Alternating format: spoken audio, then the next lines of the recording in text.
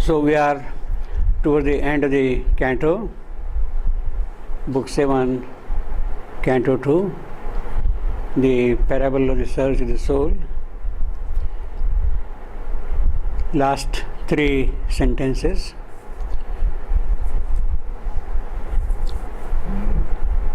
We have seen earlier the alternatives which the yogi poet indicated regarding the future possibilities of evolution, that either humanity must be molded into the shape of God or create a new world or discover a new world. If a new world already exists somewhere, discover it and bring it down here. If it does not exist anywhere, create one. The imperative is that there has to be the divine manifestation upon earth. So these are the 3 alternatives, and these have been summed up in 2 lines. Earth must transform herself and equal heaven, or heaven descend into earth's mortal state. Now, that or is important. The yogi is not going to disclose which of the 2 alternatives will be followed by the course of events in the future. He is holding it back from us because the context is Savitri is seeing the cosmic past, how the whole thing has evolved up to the present stage, and what are the prospects of this evolutionary creation in the future. That he has not disclosed at this point of time. Heaven descend into earth's state. Well, we can be very wise, we can be pretty clever also, and show our little wisdom by saying that perhaps the thing which should happen is earth must transform herself and equal heaven. In other words, the preponderant stress is on the transformation of the earth and becoming equal to heaven, rather than heaven descending into earth and possessing the earth. Why earth must transform and not heaven descend and change earth? Well, in a certain sense, it is in the very logic of things that it is earth which must grow, expand, widen, enter into wide sky, Brat, Akash, and receive all the powers and potentialities of the spirit for her future growth or future expansion. The very word, the Sanskrit word for earth is Bhumi. Bhumi is of course the feminine of Bhuma, masculine is Bhuma. One who expands. Bhuma is one who expands, who grows, who widens, who progresses constantly. And he is the Lord of this creation, Bhuma. Now, it is that connotation we have in the Sanskrit word Bhumi. It is earth which has to expand and grow into the spirit's possibilities. So from that point of view, I think we can be wise and say that it is earth who must grow and equal heaven. That is from the etymological point of view. But the very nature of evolution all along has been to grow from below up. It is the climbing up all the stairs of evolution which is the purpose, which is the intention behind this creation. It is not that somebody comes from above and takes possession of you. It is not that spirit will come and take possession of you. That will not be a very happy way of bringing out a divine manifestation upon earth, that somebody comes and takes possession. The very purpose of this creation, of this earth, of this evolution will not be fully fulfilled if things which are here do not grow and receive the higher powers into its processes.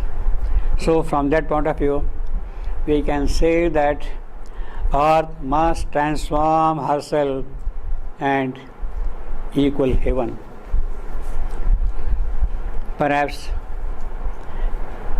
we can again be a little more wise and say that no, it is not just a question of becoming equal to heaven. We do not want just to be equal to heaven. We want even further progress in heaven. Heaven could be static, could be a frozen grandeur of greatness, of all the powers and possibilities in it, but they are frozen, they are archetypal, they are fixed in their mold. The dynamism which is required to constantly grow is not necessarily present in heaven. So it is not that we want to grow into heaven and be like heaven. It is not that. It is the possibilities which can constantly grow, the possibilities which are latent, which are present in heaven, in the spirit. It is they which must constantly enter into the process of evolution. Beauty, love, joy, happiness, bliss, power, all these things must constantly expand in the world of knowledge, and it is that which must happen. So there is even a possibility of earth not just becoming equal to heaven, but something more than heaven in the way the spirit would like to express itself in the earth consciousness, in the soul of the earth. It is a very rich soul. It is a very dynamic soul. It is something which has all the possibilities, the potentialities, the central essences of things which can widen and constantly spread out, and that must happen. Earth must transform herself and equal heaven, or heaven descend into earth's mortal state.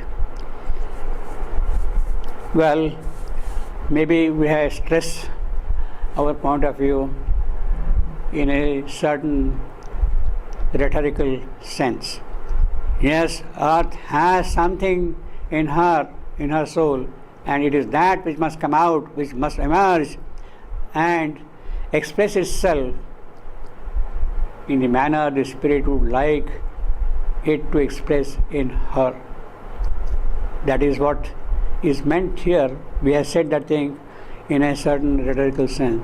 But even this expansion, this constant growth of the earth is not only something which is from below up. Yes, of course it has to be from below up, but constantly also there is all along, all the while, at every crucial state, something coming down from above and giving a push to the earth process. So the heaven also has to descend from a certain point of view and give a further and further push to earth. That is also required. In fact, on a relatively smaller scale, relatively smaller scale. This is exactly what happens when the avatar comes. That is the task of the avatar. He comes from above. It is not that somebody has sprung up from here, but he comes directly from above, from the Supreme. And it is he who takes one yuga, one age, to another better, higher, nobler age. And that constantly keeps on happening.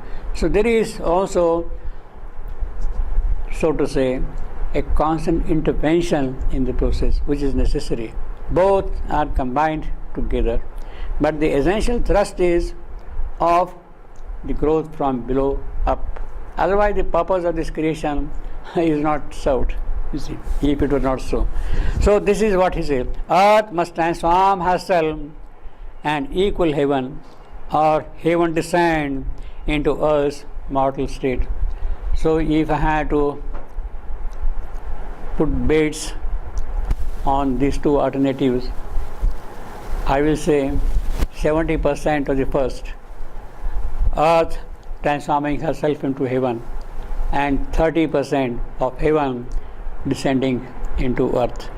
Both are required. Well, we don't know. We can be wise and keep on talking about these matters all the while. In any case, the important point is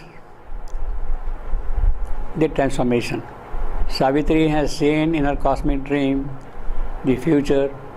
This cannot be so all along. The ages had toiled and suffered, have borne all the anguish, the load of mortality, and that has to stop.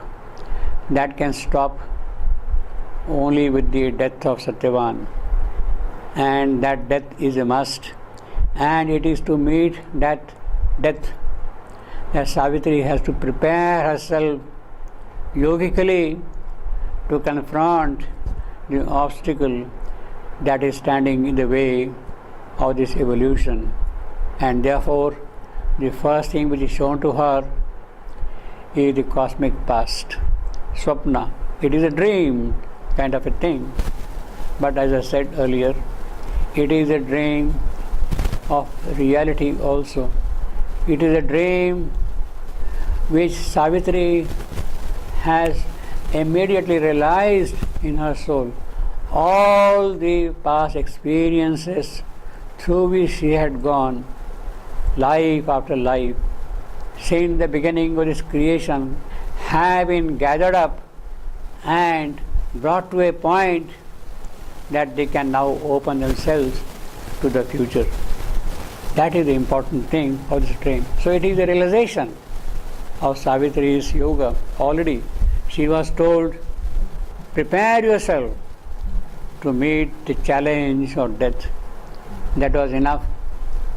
And with that also came the power to kindle her yogic fire. And the very first thing which has happened of that yogic fire is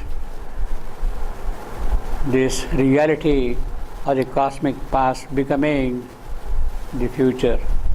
It has already happened in her case. That's the first siddhi of her yoga. In one go, she has already come to this point, Savitri. Now, in order to proceed further, the future has to come. Earth has to mold herself into heaven, transform herself and be equal to heaven. The most crucial thing is that the hidden psyche of the earth must come out, must emerge. That is the crucial element between the two.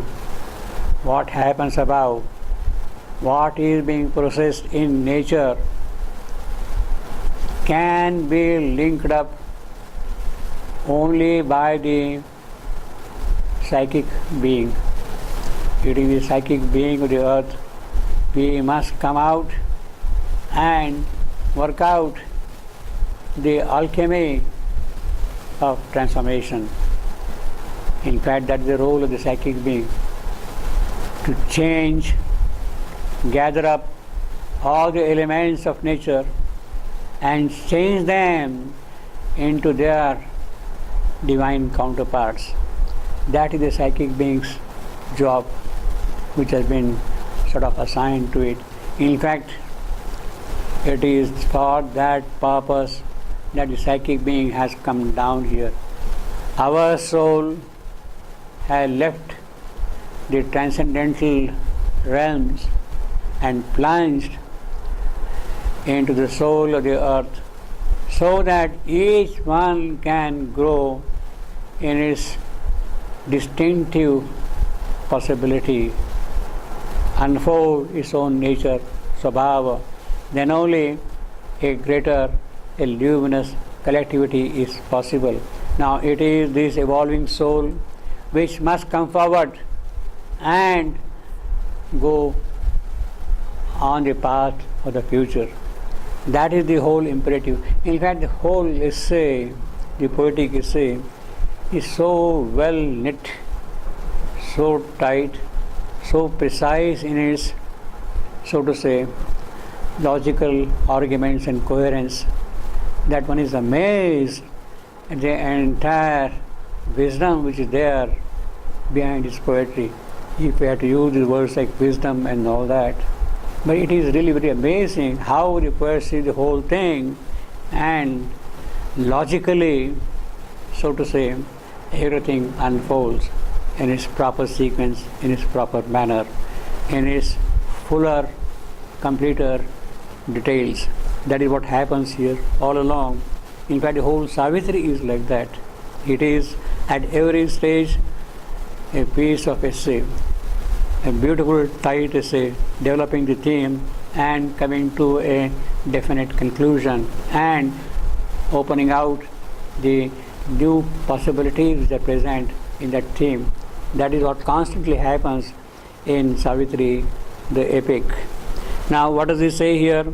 Earth must transform herself and equal heaven, or heaven descend into earth's mortal state. Mortal state, that is important. So, unless that happens, mortality has no salvation. Has no salvation. That is important. And for that mortality to be no more there, it is the psychic being which must come out and take the lead in the process of evolution further.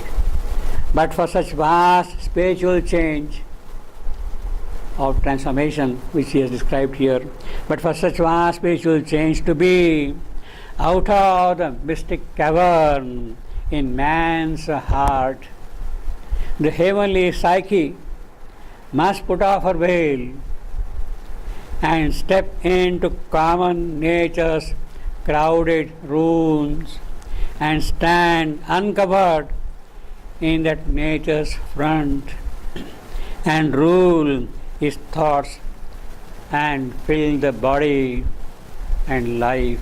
That is what the psychic must do. Rule his thoughts and fill the body and life.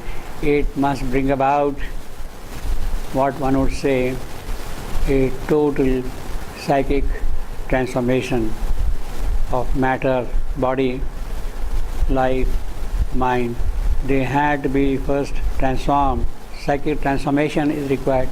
Then only can occur the next fruitful transformation, the spiritual transformation. Once these are established, accomplished, achieved, then one can open oneself to the highest transformation, the supramental transformation. Savitri is not going to talk at this stage about those matters, but it is telling you in the initial stages what should happen, that there has to come about the psychic transformation. Deep into common nature's crowded room and stand uncovered in that nature's front and rule its thoughts and fill the body and life, obedient to a high command, she said. She said, who? She who? Savitri. The yoga, the prescription is for Savitri. As far as the role of psychic being is concerned, it is already described here what it should do. But in order that that psychic being comes out, Savitri is only passing through the dream experience, Swapna. She is in the Swapna Avastha. If she has to proceed further, then she has to enter into another state, Sushupti, of deep sleep of knowledge consciousness. Then only things can open out, Prajna, then only things can open out further. Therefore, Savitri, in her yogic state, is waiting for another command to come. Obedient to a high command, she said, time, life and death were passing incidents. 12 months are given for Savitri and Satyavan to be together. They are quickly going to pass. Life is going to disappear soon. Her Satyavan will no more be there pretty soon. And death, yes, death will occur. But even that death will pass. Time, life and death were passing incidents. Yes, death will occur, but that will be a passing incident. It is a necessary incident because it is only by that it can disappear. The death of Satyavan provides an occasion for death to disappear. Time, life and death were passing incidents, obstructing with their transient view her sight. At the moment, the way she is, her consciousness is, all the external factors, time, life, death, they are obstructing her view, sight. Yogically, what she has to do, how she has to proceed, that knowledge, that idea, that vision is not there in front of her at this particular moment. Obstructing with their transient view her sight that must break through and liberate a God imprisoned in the visionless mortal man. Yes, the divine is present in all of us as God, and he has to be liberated totally. Savitri is saying the passing show of time, life and death, but in the whole process that God must be liberated from within. The inferior nature, how is God trapped? Why is God caught here? That he is not free to do what he should do because he is caught in the inferior nature, apara prakriti, the lower nature. He is caught in that mesh, all the physical, the vital, the mental, the inconscient, all the lower things which are there, which are sprung up, he is caught by them. The inferior nature, born into ignorance, still took too large a place in the case of Savitri, because she has just begun her yoga. That lower nature is occupying a very large space. It veiled herself and must be pushed aside to find her soul. Her first task is to find her soul, discover her soul. The psyche must come out, discover its true reality, its function in the development of things. Then only one can speak of the transformation. What is going to happen, what will happen, those are big metaphysical issues until then. The reality, the occult truth is at this moment of time to discover the soul, the psychic being, and let it come out fully and do its work. So that is the command Savitri is going to receive now again, how to proceed further. And at every important crucial juncture, Savitri gets that command. In fact, her yoga is constantly guided by the ruling power of Savitri, her higher soul, the Divine Mother herself, the Supreme Goddess, the Divine Shakti is constantly guiding from above all the steps of Savitri's yoga. And it is along those lines that she is proceeding. So we have here, earth must transform herself and equal heaven, or heaven descend into earth's mortal state. Descend into mortal state, as I said. For what? Not to make things just immortal.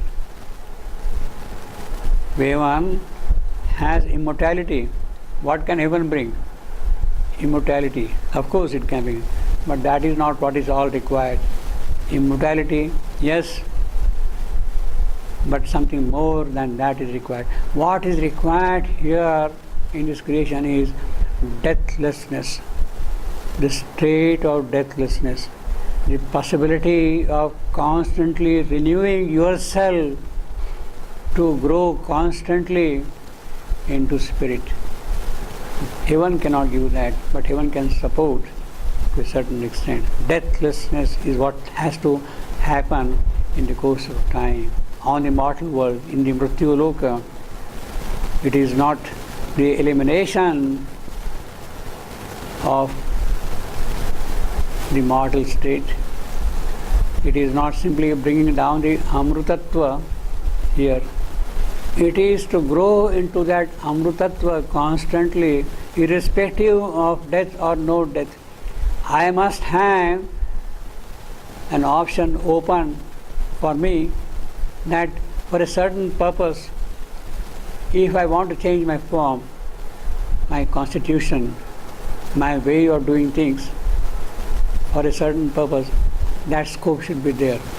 That comes only in the state of deathlessness, not in the state of immortality. So that is why she has to now grow into that condition.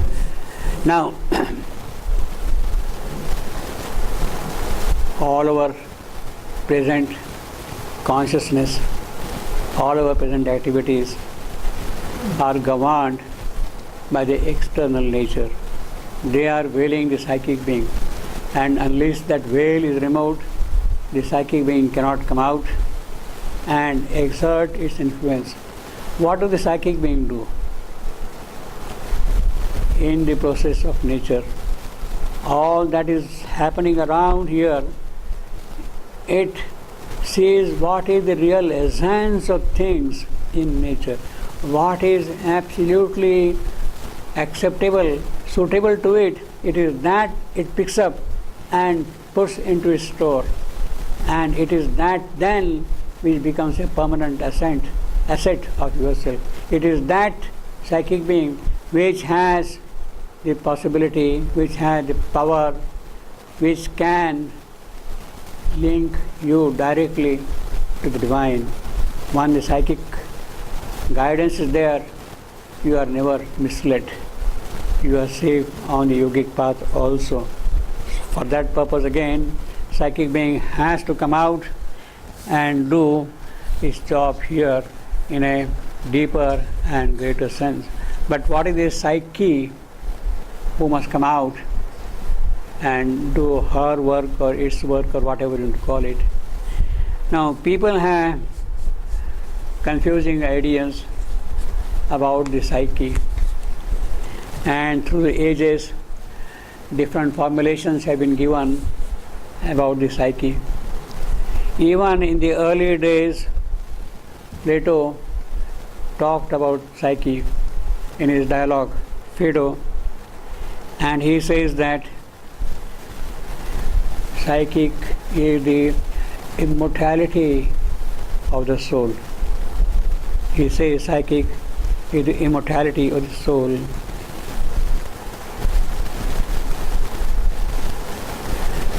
Now, a clear distinction is not made there about soul and the psyche. There is a distinction between that. We shall see about that thing. Then Aristotle didn't know about psyche or the inner or the occult aspects of it. He thinks of only three types of souls: vegetal, belonging to the plant world, the vegetal soul, the animal soul, the rational soul. For the Greek mind, the Aristotelian mind, the highest is the rational soul. But even then, what are the dynamics of that soul in the process of that? No formulation is available at all. Now it is in the recent days, to some extent, a kind of a clear-cut distinction is made between soul and the psyche by Jung. He speaks of the totality of human mind. He is confining himself to totality of human mind as belonging to the psyche. Now, there is a confusion again here when we see from the Arvindonian point of view. There is nothing like human mind and psychic being in that sense. Human mind is one particular aspect, the totality of the build-up of man. There is the vital, there is the physical, there is the mental. It cannot be the totality of the psychic being. But that is what the present psychologists say, that it is the totality of human mind. In contrast to that, he makes a fairly good definition of the soul. He says the soul is the distinctive individuality of a person. It has a character, it has its own svabhava, it has its own nature, it has its own scope of growth and expansion and doing things in a distinct manner. It has its own nature. So to that extent, it is a good definition that the soul is basically the personality of the individual. But still, I don't think the psychologist can go any farther than that. We have in the Indian traditions very clear statements about the psychic being, the psyche which must come out. Even in the Upanishads, as early as Upanishads, we are told that there is a being in our heart, in the cave of our heart, Hridaya Guha, in the cave of our heart, there is a small little being sitting there. He is no bigger than the thumb of a man, Angushta Matra Purusha, and it is that which really does things in this creation. And it is in that Yama has a real interest. It is that kind of a thing which Yama would like to possess and keep in his possession forever, permanently. That is what death is doing when it is snatching the soul of Satyavan. Now, this Angushta Matra Purusha is the dynamic link between nature and the higher powers, the transcendental power. It is this which brings out the chemistry or transformation at the level of nature and brings about the changes required. It is for that purpose that it came down from above. Our central being, Jivatma, it came down from the central being here to become Chaitanya Purusha, Chaitya Purusha here, the psychic being. It is that which the Gita speaks. It is my ansha, my part, mamaya ansha. That soul is the divine spark itself in this earth, and it is that which constantly grows all along through the process of evolution, life after life. And perhaps that is what makes things interesting here, that because of the presence of the psychic being, there is a constant progress possible in us. Otherwise, we would have been just like gods, perhaps, frozen. See? Now, Mamaya Ansha, he also says, of course, of that, he is Ansha Sanatana, the eternal bit in man. And it is because of that eternal bit in man that man remains sustained and can make changes, make progress here in this creation.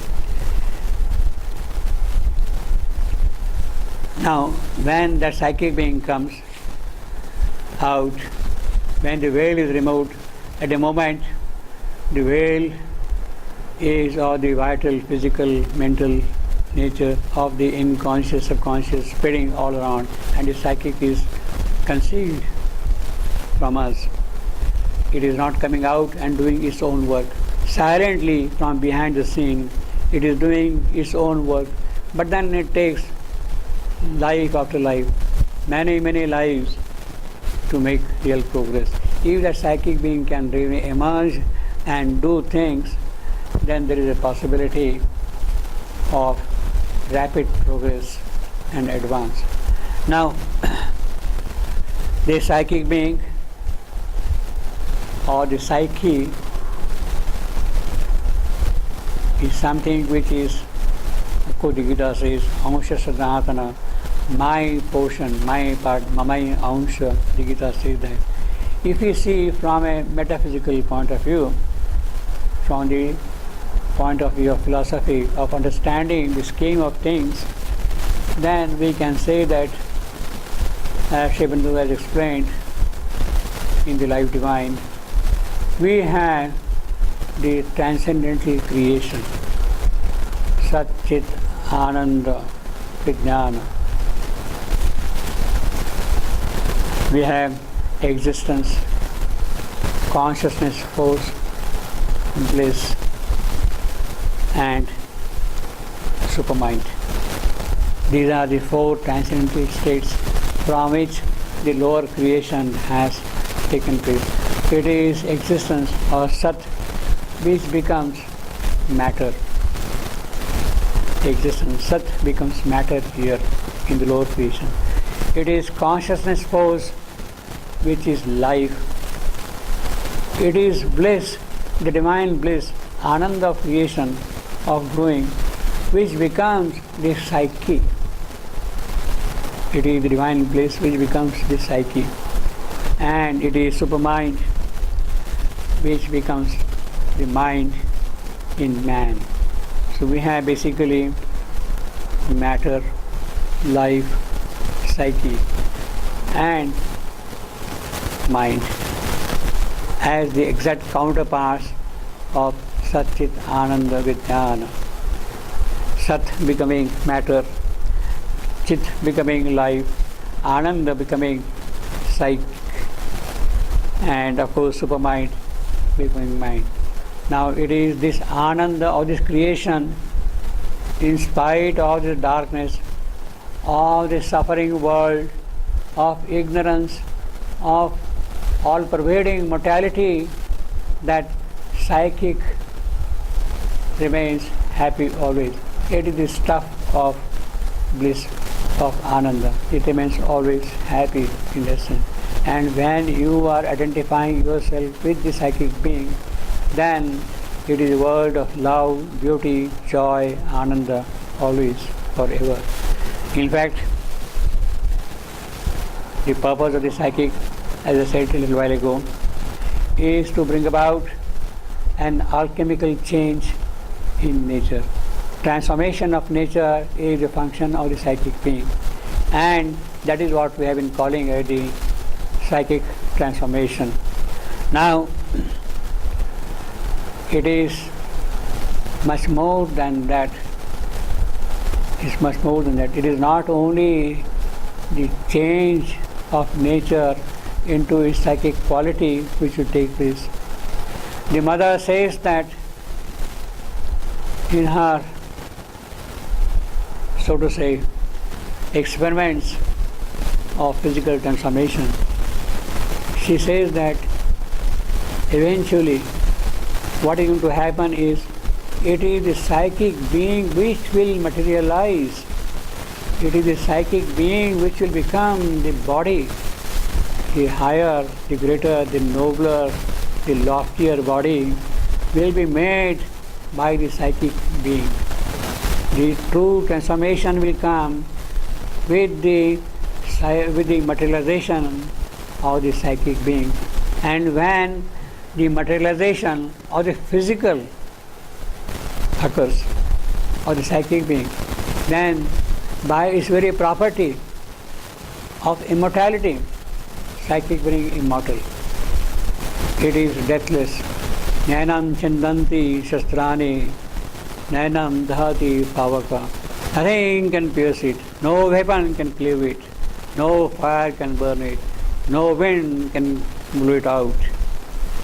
It is that psychic being, when it materializes, will bring the real deathlessness upon earth. And therefore, if all those alternatives have to materialize, shape humanity into God's mold, or discover a new world, or create a new world, if earth must grow and expand into heaven, transform herself into heaven, or heaven descend into earth, if these things have to happen, the first condition is the coming forward of the psychic being. And eventually, when the psychic being materializes, it is that which will bring out the true transformation.